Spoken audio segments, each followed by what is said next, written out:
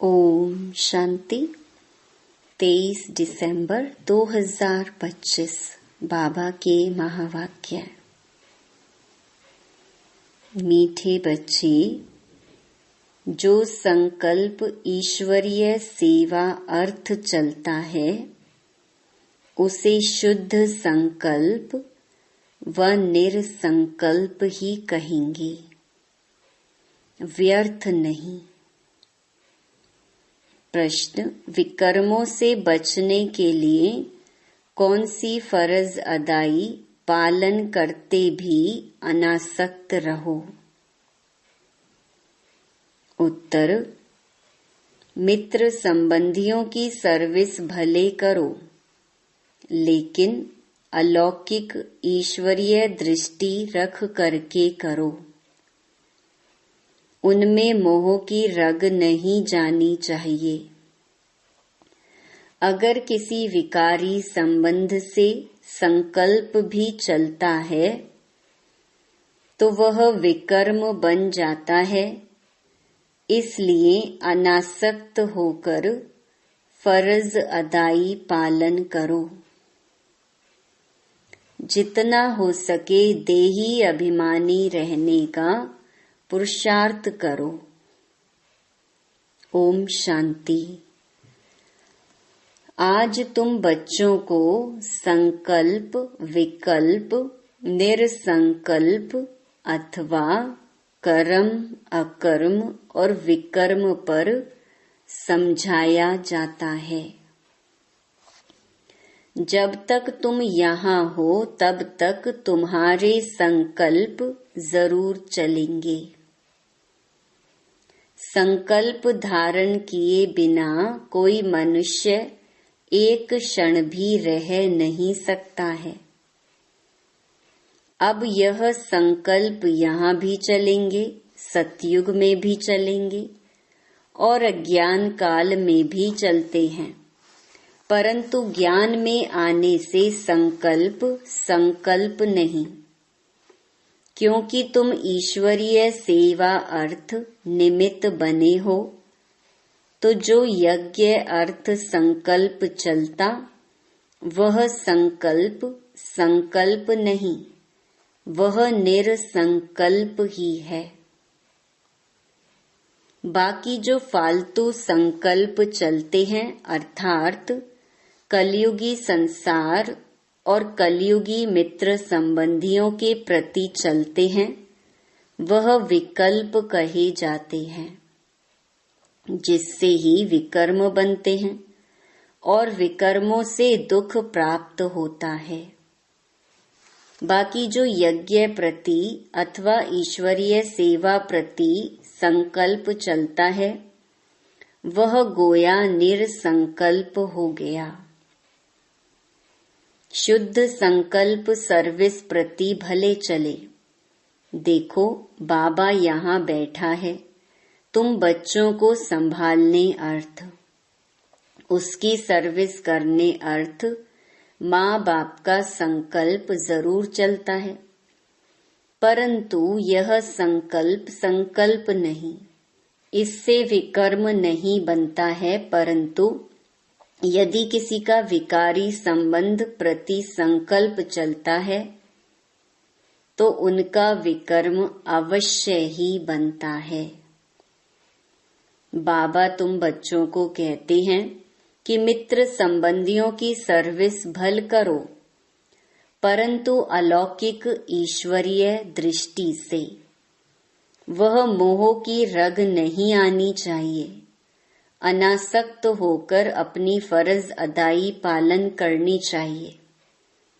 परंतु जो कोई यहाँ होते हुए कर्म संबंध में होते हुए उनको नहीं काट सकते, तो भी उन्हें बाप को नहीं छोड़ना चाहिए। हाथ पकड़ा होगा तो कुछ न कुछ पद प्राप्त कर लेंगे। अब यह तो हरेक अपने को जानते हैं कि मेरे में कौन सा विकार है।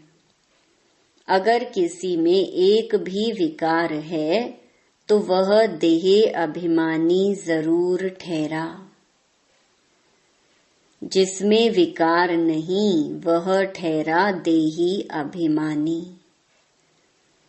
किसी में कोई भी विकार है तो वो सजाएं जरूर खाएंगे, और जो विकारों से रहित हैं वे सजाओं से मुक्त हो जाएंगे। जैसे देखो कोई कोई बच्चे हैं जिनमें न काम है, न क्रोध है, न लोभ है, न मोह है। वो सर्विस बहुत अच्छी कर सकते हैं। अब उन्हों की बहुत ज्ञान विज्ञानमय अवस्था है, वह तो तुम सब भी वोट देंगे। अब यह तो जैसे मैं जानता हूँ वैसे तुम बच्चे भी जानते हो।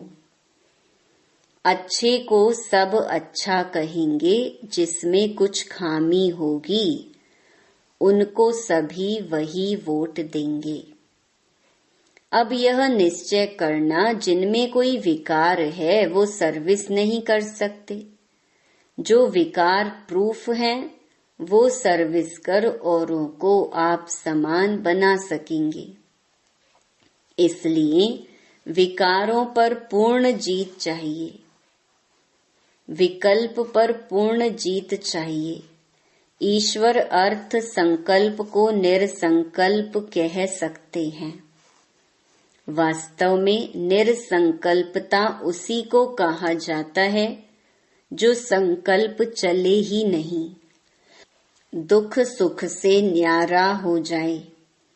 वह तो अंत में जब तुम हिसाब किताब चुकतू कर चले जाते हो, वहां दुख सुख से न्यारी अवस्था में तब कोई संकल्प नहीं चलता।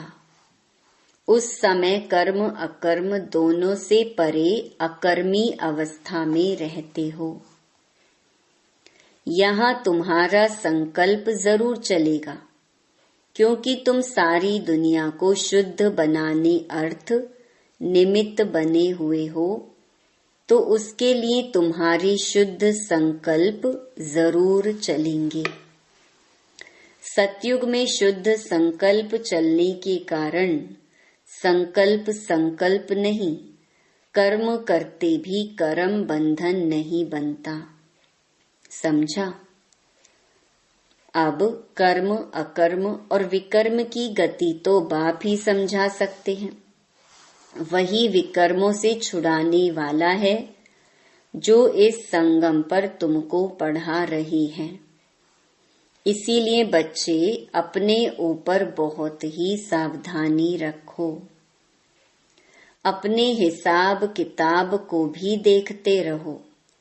तुम यहाँ आए हो हिसाब किताब चुकतू करने, ऐसे तो नहीं यहाँ आकर भी हिसाब किताब बनाते जाओ तो सजा खानी पड़े। यह गर्भ जेल की सजा कोई कम नहीं है। इस कारण बहुत ही पुरुषार्थ करना है। यह मंजिल बहुत भारी है, इसलिए सावधानी से चलना चाहिए। विकल्पों के ऊपर जीत पानी है जरूर। अब कितने तक तुमने विकल्पों पर जीत पाई है, कितने तक इस निरसंकल्प अर्थात दुख सुख से न्यारी अवस्था में रहते हो, यह तुम अपने को जानते रहो। जो खुद को नहीं समझ सकते हैं वह मम्मा बाबा से पूछ सकते हैं, क्योंकि तुम तो उनके वारिस हो, तो वह बता सकते हैं। निरसंकल्प अवस्था में रहने से तुम अपने तो क्या किसी भी विकारी के विकर्मों को दबा सकते हो। कोई भी कामी पुरुष तुम्हारे सामने आएगा तो उसका विकारी संकल्प नहीं चलेगा। जैसे कोई देवताओं के पास जाता है तो उनके सामने वह शांत हो जाता है, वैसे तुम भी गुप्त रूप में देवताएं हो। तुम्हारे आगे भी किसी का विकारी संकल्प नहीं चल सकता है, परंतु ऐसे बहुत कामी पुरुष हैं जिनका कुछ संकल्प अगर चलेगा तो भी वार नहीं कर सकेगा। अगर तुम योग युक्त होकर खड़े रहेंगे तो। देखो बच्चे, तुम यहाँ आए हो परमात्मा को विकारों की आहुति देने, परंतु कोई कोई ने अभी कायदे सिर आहुति नहीं दी है। उन्हों का योग परम पिता से जुटा हुआ नहीं है। सारा दिन बुद्धि योग भटकता रहता है, अर्थात देही अभिमानी नहीं बने हैं। देह अभिमानी होने के कारण किसी के स्वभाव में आ जाते हैं, जिस कारण परमात्मा से प्रीत निभा नहीं सकते हैं। अर्थात परमात्मा अर्थ सर्विस करने के अधिकारी नहीं बन सकते हैं। तो जो परमात्मा से सर्विस ले फिर सर्विस कर रहे हैं, अर्थात पतितों को पावन कर रहे हैं, वही मेरे सच्चे पक्के बच्चे हैं। उन्हें बहुत भारी पद मिलता है। अभी परमात्मा खुद आकर तुम्हारा बाप बना है। उस बाप को साधारण रूप में न जानकर कोई भी प्रकार का संकल्प उत्पन्न करना गोया विनाश को प्राप्त होना। अभी वह समय आएगा जो 108 ज्ञान गंगाएं पूर्ण अवस्था को प्राप्त करेंगी। बाकी जो पढ़े हुए नहीं होंगे वे तो अपनी ही बर्बादी करेंगे। यह निश्चय जानना, जो कोई इस ईश्वरीय यज्ञ में छिपकर काम करता है तो उनको जानी जाननहार बाबा देख लेता है। वह फिर अपने साकार स्वरूप बाबा को टच करता है। सावधानी देने अर्थ तो कोई भी बात छिपानी नहीं चाहिए। भल भूलें होती हैं, परंतु उनको बताने से ही आगे के लिए बच सकते हैं। इसीलिए बच्चे सावधान रहना। बच्चों को पहले अपने को समझना चाहिए कि मैं कौन, What am I? मैं शरीर को नहीं कहते, मैं कहते हैं आत्मा को। मैं आत्मा कहाँ से आया हूँ, किसकी संतान हूँ। आत्मा को जब यह मालूम पड़ जाए कि मैं आत्मा परम पिता परमात्मा की संतान हूँ, तब अपने बाप को याद करने से खुशी आ जाए। बच्चे को खुशी तब आती है जब बाप के ऑक्यूपेशन को जानता है। जब तक छोटा है बाप के ऑक्यूपेशन को नहीं जानता, तब तक इतनी खुशी नहीं रहती। जैसे बड़ा होता जाता बाप के ऑक्यूपेशन का पता पड़ता जाता, तो वो नशा, वह खुशी चढ़ती जाती है।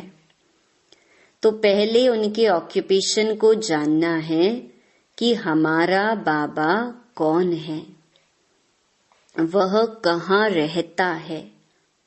अगर कहीं आत्मा उसमें मर्ज हो जाएगी तो आत्मा विनाशी हो गई तो खुशी किसको आएगी।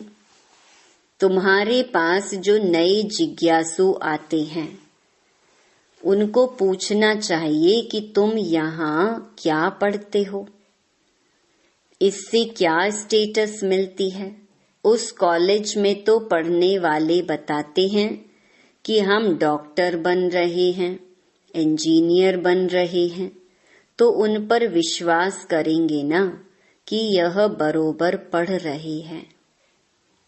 यहाँ भी स्टूडेंट्स बताते हैं कि यह है दुख की दुनिया, जिसको नर्क, हेल अथवा डेविल वर्ल्ड कहते हैं।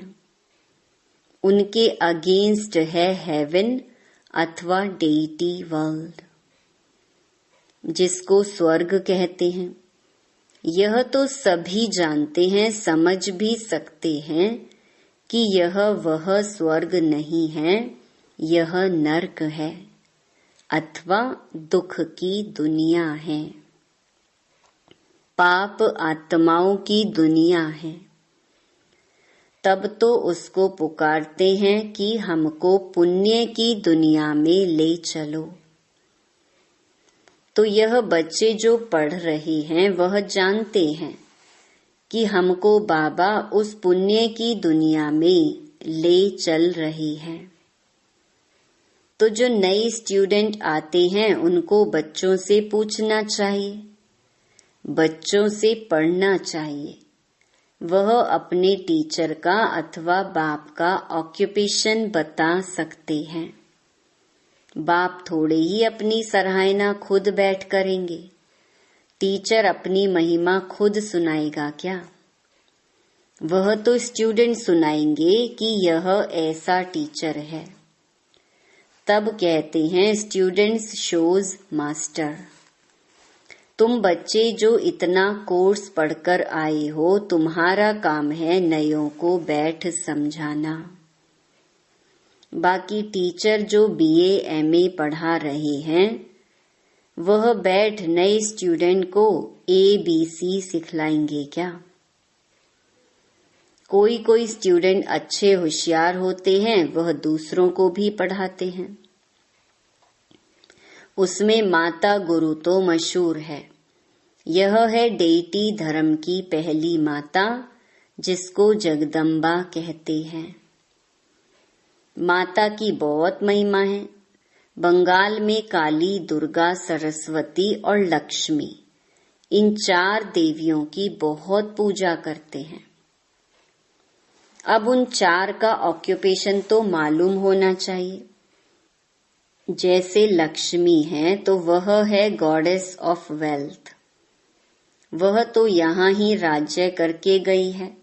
बाकी काली, दुर्गा आदि यह तो सब इस पर नाम पड़े हैं। अगर 4 माताएं हैं तो उनके 4 पति भी होने चाहिए। अब लक्ष्मी का तो नारायण पति प्रसिद्ध है। काली का पति कौन है? ब्रैकेट्स में शंकर। लेकिन शंकर को तो पार्वती का पति बताते हैं। पार्वती कोई काली नहीं है। बहुत हैं जो काली को पूजते हैं, माता को याद करते हैं, लेकिन पिता का पता नहीं है। काली का या तो पति होना चाहिए या पिता होना चाहिए, लेकिन यह कोई को पता नहीं है। तुमको समझाना है कि दुनिया यह एक ही है। जो कोई समय दुख की दुनिया अथवा दोजक बन जाती है, वही फिर सतयुग में बहिष्ट अथवा स्वर्ग बन जाती है। लक्ष्मी नारायण भी इस ही सृष्टि पर सतयुग के समय राज्य करते थे। बाकी सूक्ष्म में तो कोई वैकुंठ है नहीं, जहाँ सूक्ष्म लक्ष्मी नारायण है। उनके चित्र यहाँ ही हैं, जो जरूर यहाँ ही राज्य करके गए हैं। खेल सारा इस कॉर्पोरियल वर्ल्ड में चलता है। हिस्ट्री, ज्योग्राफी इस कॉर्पोरियल वर्ल्ड की है। सूक्ष्म वतन की कोई हिस्ट्री ज्योग्राफी होती नहीं। लेकिन सभी बातों को छोड़ तुमको नए जिज्ञासु को पहले अल्फ सिखलाना है, फिर बे समझाना है। अल्फ है गॉड, वह सुप्रीम सोल है। जब तक यह पूरा समझा नहीं है, तब तक परम पिता के लिए वह लव नहीं जागता, वह खुशी नहीं आती। क्योंकि पहले जब बाप को जाने, तब उनके ऑक्यूपेशन को भी जानकर खुशी में आवे। तो खुशी है इस पहली बात को समझने में। गॉड तो एवर हैप्पी है, आनंद स्वरूप है।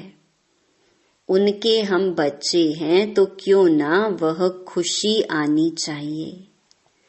वह गुदगुदी क्यों नहीं होती? I am son of God. I am ever happy master God. वह खुशी नहीं आती तो सिद्ध है अपने को सन माना बच्चा नहीं समझते हैं। God is ever happy but I am not happy क्योंकि फादर को नहीं जानते हैं। बात तो सहज है। कोई कोई को यह ज्ञान सुनने के बदले शांति अच्छी लगती है, क्योंकि बहुत हैं जो ज्ञान उठा भी नहीं सकेंगे। इतना समय कहाँ है, बस इस अल्फ को भी जानकर साइलेंस में रहें तो वह भी अच्छा है। जैसे सन्यासी भी पहाड़ों की कंदराओं में जाकर परमात्मा की याद में बैठते हैं, वैसे परमपिता परमात्मा की उस सुप्रीम लाइट की याद में रहें तो भी अच्छा है। उसकी याद से सन्यासी भी निर्विकारी बन सकते हैं, परंतु घर बैठे तो याद कर नहीं सकते। वहां तो बाल बच्चों में मोह जाता रहेगा, इसलिए तो सन्यास करते हैं। होली बन जाते तो उसमें सुख तो है ना। सन्यासी सबसे अच्छे हैं। आदि देव भी सन्यासी बना है ना। यह सामने उनका आदि देव का मंदिर खड़ा है, जहाँ तपस्या कर रहे हैं। गीता में भी कहते हैं देह के सभी धर्मों का सन्यास करो। वह सन्यास कर जाते तो महात्मा बन जाते। गृहस्थी को महात्मा कहना बेकायदे है। तुमको तो परमात्मा ने आकर सन्यास कराया है। सन्यास करते ही हैं सुख के लिए। महात्मा कभी दुखी नहीं होते। राजाएं भी सन्यास करते हैं तो ताज आदि फेंक देते हैं। जैसे गोपी चंद ने सन्यास किया तो जरूर इसमें सुख है। अच्छा, मीठे मीठे सिकिलधे बच्चों प्रति मात पिता बाप दादा का याद प्यार और गुड मॉर्निंग। रूहानी बाप की रूहानी बच्चों को नमस्ते। धारणा के लिए मुख्य सार। पहला, कोई भी उल्टा कर्म छिपकर नहीं करना है। बाप दादा से कोई भी बात छिपानी नहीं है। बहुत बहुत सावधान रहना है। दूसरा, स्टूडेंट शोज मास्टर। जो पढ़ा है वह दूसरों को पढ़ाना है। एवर हैप्पी गॉड के बच्चे हैं। इस स्मृति से अपार खुशी में रहना है। वरदान, विकारों रूपी सांप को भी शैया बनाने वाले विष्णु के समान सदा विजयी निश्चिंत भव। जो विष्णु की शेष शैया दिखाते हैं, यह आप विजयी बच्चों के सहज योगी जीवन का यादगार है। सहज योग द्वारा विकारों रूपी सांप भी अधीन हो जाते हैं।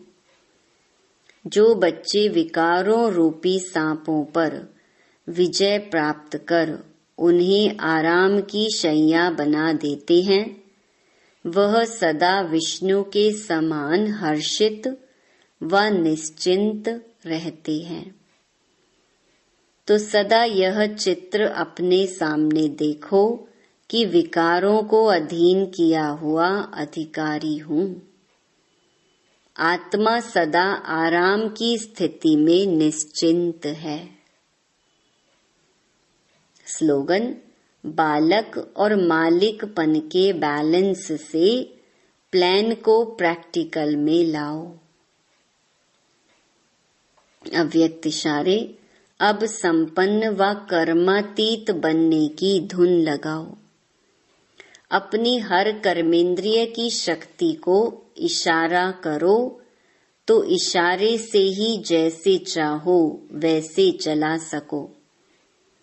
ऐसे कर्मेंद्रिय जीत बनो, तब फिर प्रकृति जीत बन कर्मातीत स्थिति के आसनधारी सो विश्व राज्य अधिकारी बनेंगे। हर कर्मेंद्रिय जी हजूर जी हाजिर करती हुई चले। आप राज्य अधिकारियों का सदा स्वागत अर्थात सलाम करती रहे, तब कर्मातीत बन सकेंगे। अच्छा, ओम शांति।